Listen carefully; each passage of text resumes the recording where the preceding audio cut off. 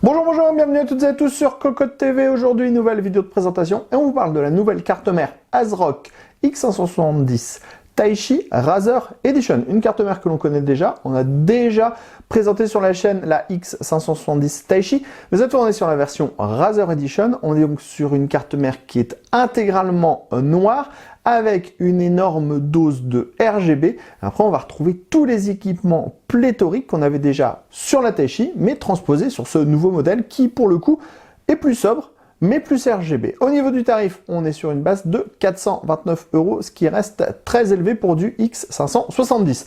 On vous propose de la découvrir, c'est tout de suite, c'est maintenant, c'est sur Cocotte TV.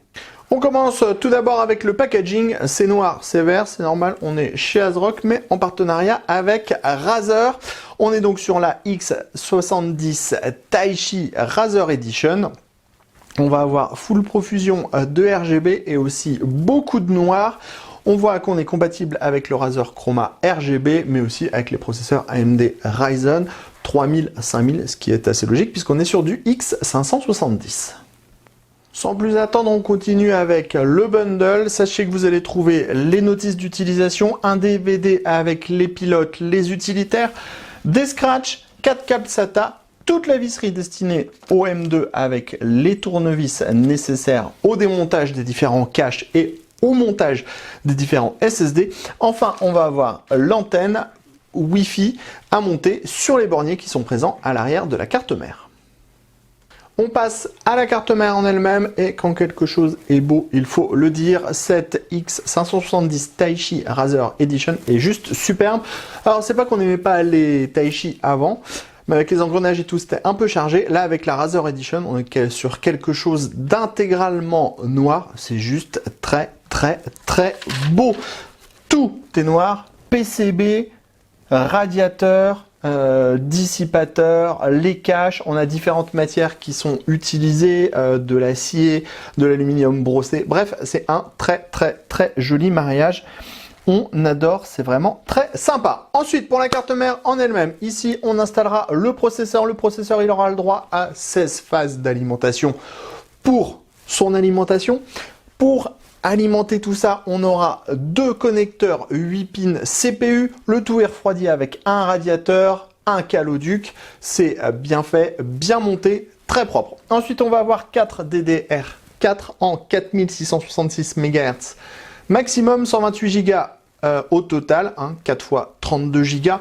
Connecteur 24 broches ATX, connecteur USB 3.1 Gen 1, ensuite un connecteur USB type C 3.2 Gen 2, je crois, si je ne dis pas de bêtises. De nouveau, de l'USB 3.1 Gen 1, ensuite on va avoir 8 SATA. Viennent ensuite le Power On, le Reset, le Postcode, tous les petits connecteurs pour mettre votre Power On, votre Reset, les USB, l'audio. Bien sûr, on a des connecteurs pour le RGB et des connecteurs à peu près partout pour les ventilateurs. Ouais, ici, ici, ici, ici, on en a dans le bas. Bref, ça ne manque de rien. Ensuite, pour la partie PCI Express, ça va être géré par chipset plus processeur. Autant le dire tout de suite, on est sur du PCI Express 4.0 sur tous les ports. Ici, on a un 16X, 2 16X, 3 16X. Quand on utilisera une seule carte graphique, 16X. Quand on utilise 2 cartes, 8X, 8X, pardon. Quand on utilise 3 cartes, 16X, 4X, 8X, 4X, 4X. Voilà, c'est toujours un peu compliqué. Ensuite, on a ici et là 2 M2 qui sont aussi en PCI Express 4.0 en 4X. Ensuite, partie audio, ici, on voit, on a des condensateurs spécifiques. C'est du WiMA, on va y revenir. On a une puce ALC 1220 avec une puce ESS Sabre. À l'arrière de la carte mère, sachez que c'est tout aussi canon que à l'avant de la carte mère. On a cette grande armure en acier qui vient protéger l'arrière du PCB avec marqué la devise de Razer by Gamers for Gamers. Ici, on a les points d'attache pour les différents, pour la plaque qui vient protéger les ports arrière de la carte mère. Et ici, on a le renfort à l'arrière du socket. On remarque aussi 2 petites bornes un peu plus blanches ici, sont 2 systèmes RGB. On passe maintenant aux différents ports qui sont présents à l'arrière de la carte mère. On va voir les boutons pour la gestion du BIOS, les deux borniers pour le Wi-Fi. Sachez que pour le Wi-Fi, on est sur une puce Killer AX 1650X en Wi-Fi 6. Ensuite, on va avoir un PS2, un port USB classique.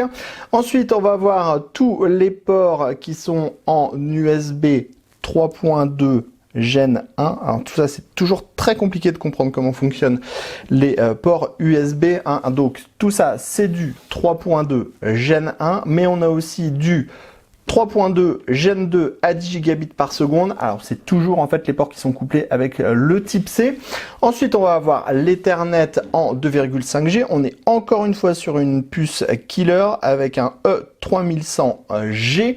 On a une petite sortie HDMI également. Enfin on a la partie audio ici en 7 points avec le support d'une sortie optique. Et alors sur l'audio il y a pas mal de choses à dire, puisqu'on est sur une puce ALC 1220 de chez Realtek.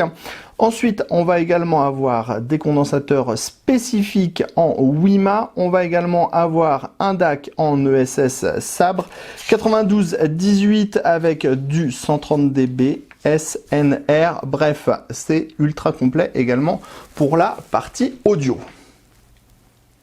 On en termine de cette présentation de cette carte mère X570 Taichi Razer Edition avec la carte mère allumée et bien sûr tous les systèmes RGB en route. On a 3 zones RGB sur ce modèle, un qui est sous la carte mère, un au niveau du radiateur du chipset et un à l'arrière au-dessus des différents ports de la carte mère et du radiateur qui viendra refroidir une partie des phases d'alimentation. Bien sûr, le tout est compatible Razer Chroma, donc vous pourrez gérer tout le RGB de la carte mère via le logiciel de Razer. Encore une fois, comme sur l'autre modèle, on avoue qu'on a été un petit peu déçu par ce logo. Au lieu d'avoir les 3 petits serpents plutôt mignons de chez Razer, on a un logo Razer Chroma RGB qui n'est pas vraiment le plus joli des logos du monde. Heureusement, la carte graphique viendra s'installer juste au-dessus, ce qui fait que ça va le cacher un minimum. Sur ce, on se donne rendez-vous très prochainement sur cocotland.com pour toutes nos news, tous nos tests, tous nos articles, et sur notre chaîne Cocotte TV pour toutes nos prochaines vidéos. Pensez à nous mettre des petits pouces, des petits commentaires, activer la cloche, et sur ce, on se dit à très bientôt.